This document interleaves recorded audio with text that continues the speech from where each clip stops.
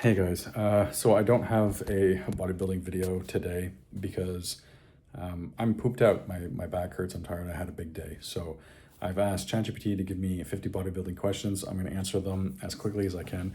I'm not going into detail. So if you want more detail on something that I've said or I kind of contradict myself or whatever the case, go ahead and leave a comment and then we can have a conversation. So how do I start bodybuilding as a beginner? Get in the gym, lift weights.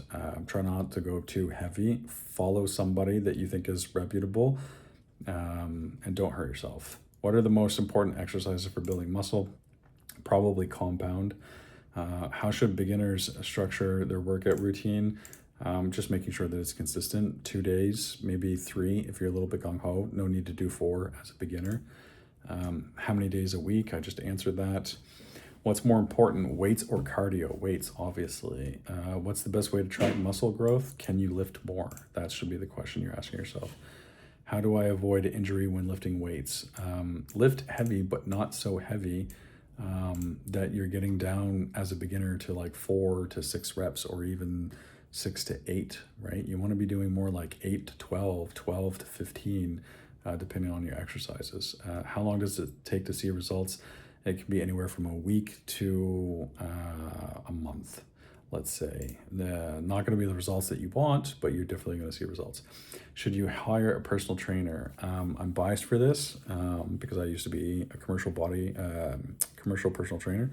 I would say yes, but it has to be a good trainer. There's a lot of shitty trainers out there, so that's kind of tough to answer.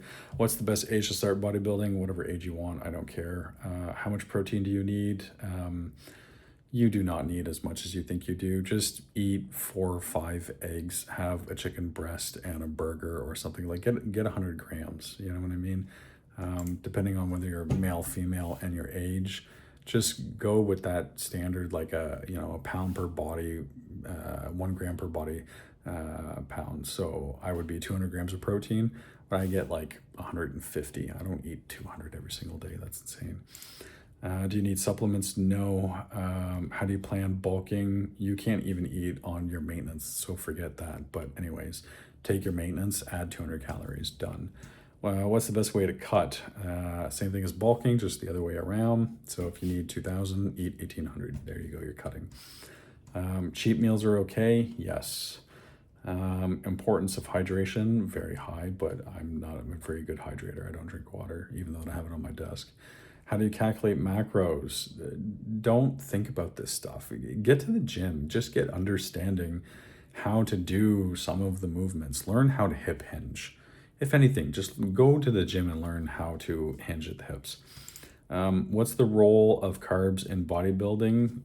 Energy for your brain, sugar and stuff that goes to your brain to stop you from being dumb. Should you avoid fats? Absolutely not. You need those to survive. What's the best rep range for building muscle as a beginner? 12 to 15, 4 to 6 weeks in, 8 to 12. When you start your build phase on week 7, I'd say 6 to 8, 8 to 10. How do I progress in weightlifting?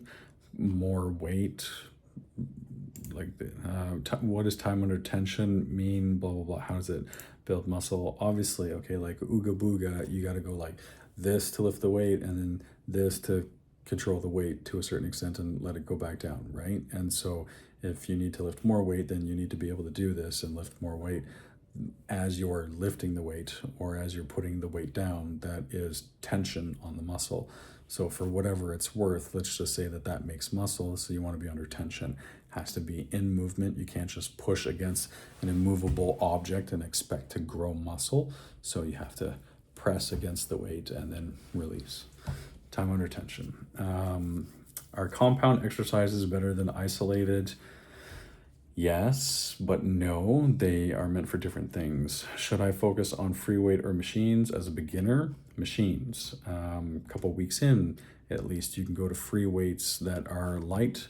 I wouldn't do compound exercises as a beginner right off the bat anyways, unless you had a personal trainer or somebody reputable or knowledgeable to be able to help you.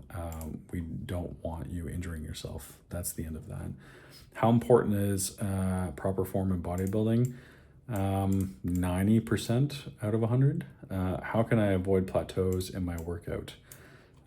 Eat, sleep, drink water, and make sure that you record what it is that you're doing. The biggest thing, honestly, is that people don't go consistently every 2 to 3 days, and people don't know what it is that they did in their last workout. If you don't have a record of every lift that you've done since you've started, then as far as I'm concerned, you've never lifted a weight. You need to have a record.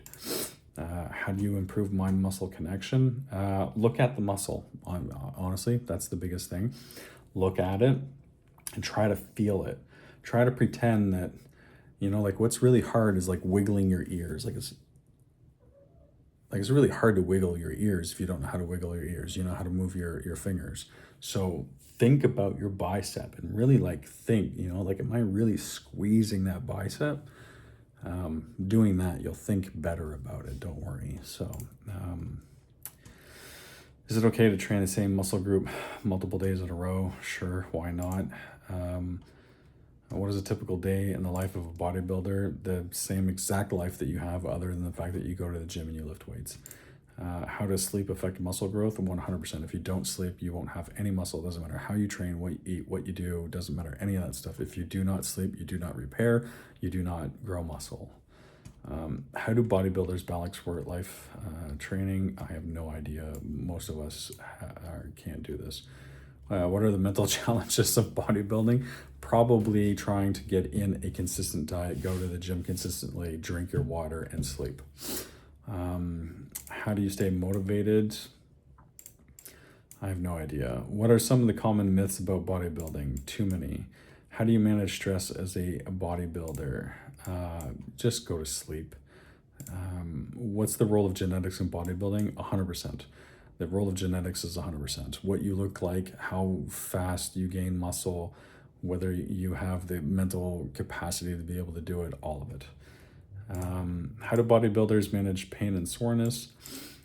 All kinds of different ways, but try to not injure yourself. It would probably be a good start.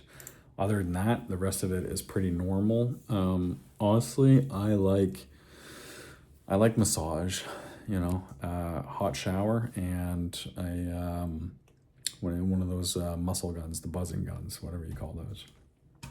How do you avoid overtraining? I don't. I tend to overtrain. It's bad, but get a program, follow the program. There you go. If the program doesn't say to do it, then don't do it. Even though that you feel like you probably could, don't. How do you prepare for a bodybuilding competition? Never done one. This is all competition and aesthetics, so I don't have any answers for those. So there you go. So that's 8 minutes as quickly as I can. One or two things that I do want to kind of clarify on. When it comes to a bodybuilding, working out, doing all this kind of stuff, my take on this is that you should be trying to be consistent and trying to have progressive overload, right? So to be consistent, you need to have fun, and to progressively overload, you need to be consistent. So really it kind of starts with fun, I guess is what I'm saying. If you're having fun doing it, you're going to be consistent. If you're consistent, you're going to have progress, which is your progressive overload, right? So start with having fun before anything else. And this is why CrossFit, for example, works. The problem with CrossFit though is that it is kind of dangerous, and a lot of people don't have professionals, and the professionals are not acting like professionals. And then so the people end up getting hurt. I had a client one time, he used to work on a boat, and he did a lot of pulling, and he's got all kinds of knots and stuff in his back from being a sailor type situation or whatever the case.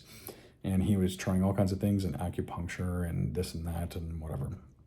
He ended up going to CrossFit, and he hurt himself, Now, this is a man that needed a lot of therapy, ultimately. He needed a physiotherapist is what he actually needed. And he needed to have some family in his life to like be nice to him. He needed a friend, and he needed someone who genuinely cared about him. When he came to me looking at personal training because he thought that this was going to help fix him, I saw those things because I saw a piece of me in him. He was, much older than I am, in his, mid 60s. And so all I did was I treated him like one of my buddies. I sold him on the idea of personal training, just, whatever it is. But then I treated him like a friend, like a buddy, and I would take him in, and we would do all kinds of cool, fun, exciting exercises and things. And a lot of this just started with like, can you get, down to the ground and back up again, for example, because he just simply couldn't get in and out of his car. It was too difficult and too painful. So he had to like open the door and hold on the door and hold on the top and like plop into the vehicle and things like this. And I was like, bro, like, this is crazy. Like, this is not how you should be living your life at 65. So we did massage and we talked about boats and all this kind of stuff. Anyways, so at the end of it all, I don't know, 3 or 4 months in, or whatever the case, the position that he was in, this scenario that he had with his body had improved so significantly that one of his family members had written me a letter to thank me for helping him. And that was just kind of like mind-blowing. Like this guy was very happy with me. Obviously, we developed a friendship. His name was Guy, by the way. Anyways, so that's what personal training is. It's personal. If you had given Guy to one of the bodybuilding, lifting meathead guys, they would have hurt him. It would not have been good for him, right? So anyways. So what the hell was I saying? Have fun, right? So you have to have fun. Do you want to have fun in like a structured, productive, and like proactive manner? Yeah, if you want progress, if you want results. And that's part 2 of like bodybuilding and personal training and all these types of things, is that you need to actually get the results.